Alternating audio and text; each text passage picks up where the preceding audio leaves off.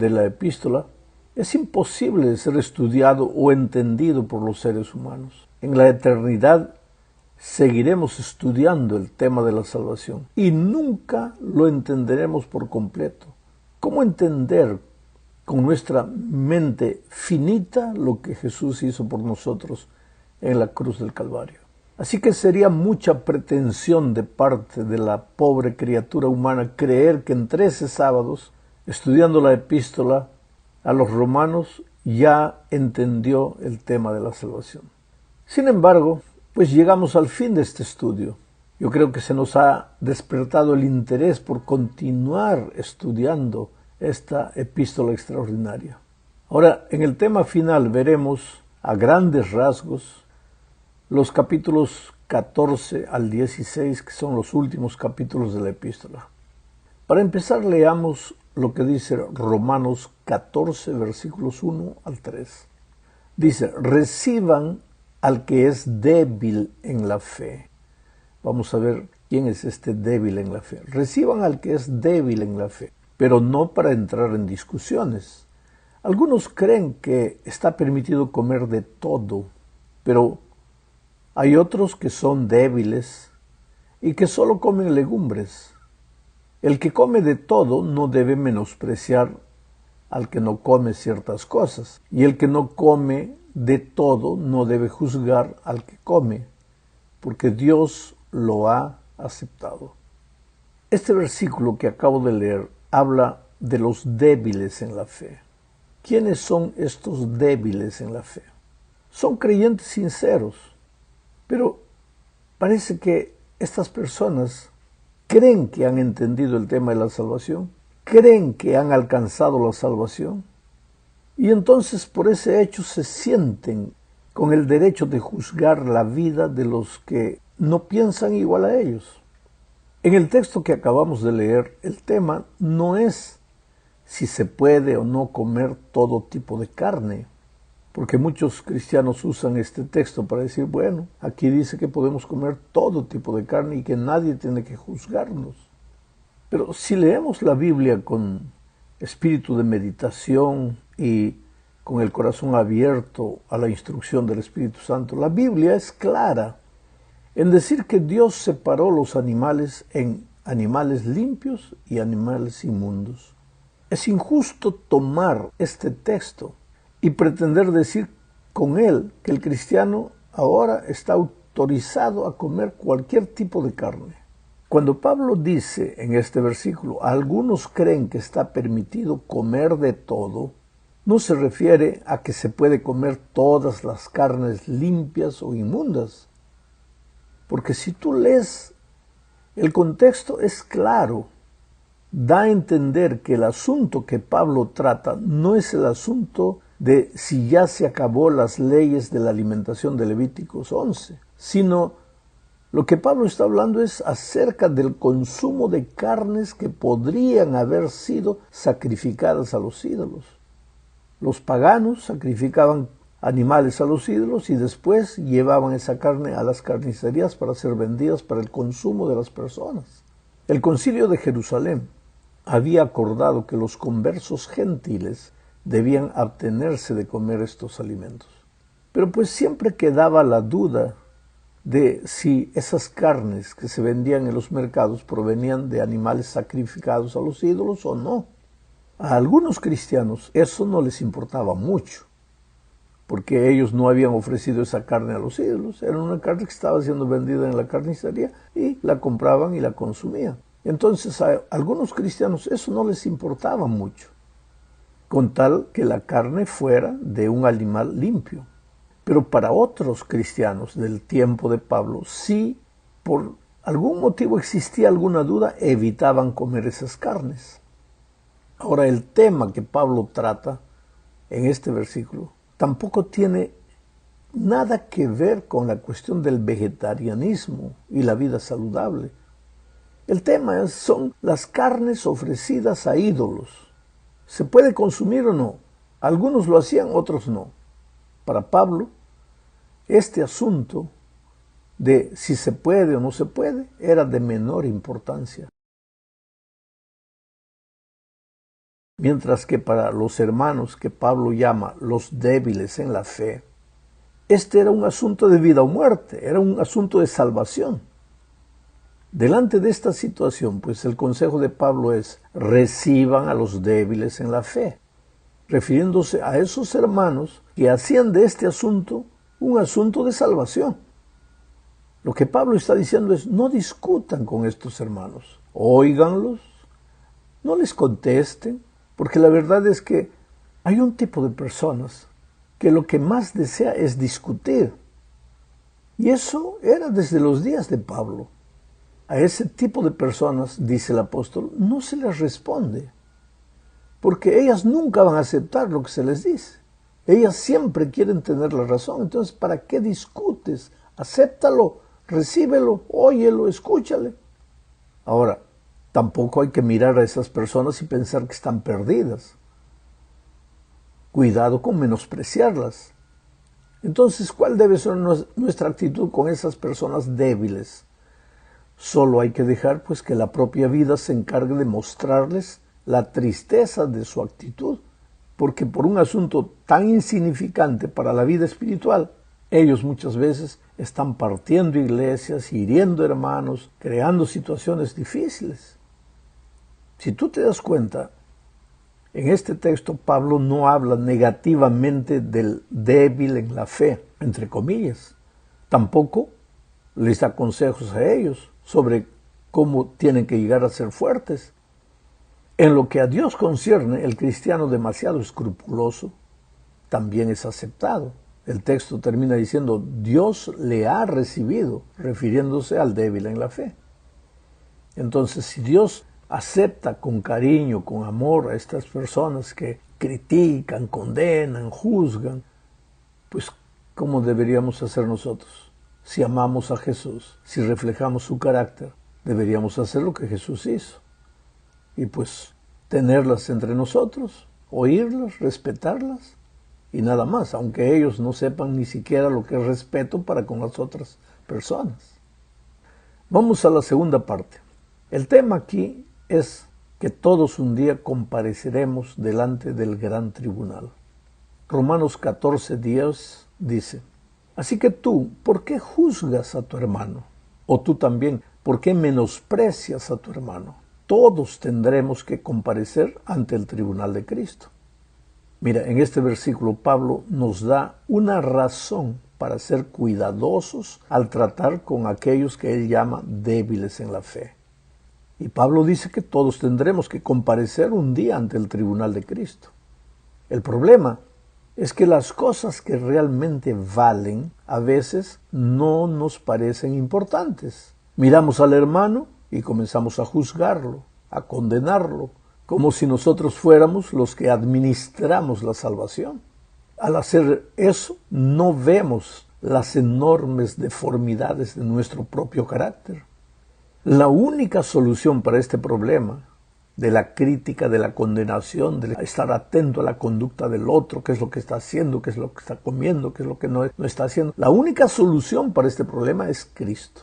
Cuando pensamos en Cristo todos los días, cuando pasamos tiempo con Jesús todos los días, ¿y cómo se pasa ese tiempo? Orando, estudiando la Biblia y buscando a otra persona para Cristo. Cuando hacemos eso, crecemos en la vida espiritual. ¿Por qué? Porque al ver la belleza del carácter de Jesús, pues no nos resta otro camino, sino suplicarle que nos haga semejantes a Él. Y entonces sí, ya no nos importa mucho la vida de las otras personas, en el sentido de que ya no estamos juzgándolas, sino simplemente lo único que nos importa es que nuestra vida sea una fuente de inspiración para aquellos que nos rodean. Por eso cada vez que deseo hacer o decir algo contra mi hermano, debo primero preguntarme: si Cristo estuviera en mi lugar, ¿haría lo que yo estoy haciendo? Eso para Pablo era más importante que estar juzgando al hermano por causa de la carne sacrificada a los ídolos o por causa de cualquier otro asunto. Vamos a la tercera parte de este comentario. Aquí veremos un principio de convivencia cristiana. Leo Romanos 14, versículos 15 al 17. Dice: pero si tu hermano se siente agraviado por causa de lo que comes, entonces tu conducta ya no refleja el amor. No hagas que por causa de tu comida se pierda aquel por quien Cristo murió. No permitan que se hable mal del bien que ustedes hacen, porque el reino de Dios no es cuestión de comida ni de bebida, sino de justicia, paz y gozo en el Espíritu Santo. Lo interesante de este texto no es el hecho de reprender al que juzga, de condenar al que juzga, sino de no dar motivos para que el juzgador juzgue. En otras palabras, no le des gasolina al niño que se deleita en jugar con fósforo. Esto quiere decir que no basta que nosotros hagamos las cosas buenas. Hay que parecer también que las estamos haciendo. Yo no puedo decir, a mí qué me importa lo que los otros piensen de mí. No. El consejo de Pablo es: no ayudes a tu hermano débil a hundirse más en su debilidad. No discutas con él y no le des motivo para que te esté criticando. Dale el derecho de decir de ti lo que él desee, pero tú cállate y no te defiendas. ¿Y por qué? Pablo da la razón. Dice: porque el reino de Dios no es cuestión de comida ni de bebida, sino de justicia, paz y gozo en el Espíritu Santo. Percibe bien que Pablo no dice que la comida no tenga importancia. Lo que dice es que hay cosas más importantes como la justicia, la paz y el gozo en el Espíritu Santo. Este principio de vida cristiana no vale solo para el asunto de la carne ofrecida a los ídolos, sino para todos los aspectos del cristianismo. Si siguiéramos este consejo, habría menos conflictos y divergencias entre los hermanos. Porque hay que preguntarse, ¿por qué crear conflictos por asuntos que no tienen tanta importancia? Lo que todos necesitamos es aprender de Jesucristo, que es manso y humilde de corazón. Necesitamos amar a los hermanos, aún a los más difíciles, aquellos que no se dejan amar, porque la verdad es que hay hermanos que no se dejan amar. Yo una vez encontré un nido de gatitos recién nacidos y quise ayudarlos, quise llevarlos para darles alimentos, porque los pobres estaban flacos, desnutridos. Pero cuando traté de agarrarlos, ellos sacaron las garras y yo pensaba en mi corazón, pero yo quiero ayudarles, yo quiero amarlos, yo quiero salvarles la vida y ustedes no se dejan. Pues así, en este mundo vas a encontrar personas que tú quisieras amarlas, pero no se dejan amar. Parecen gatitos salvajes, solo atacan, no se dejan amar.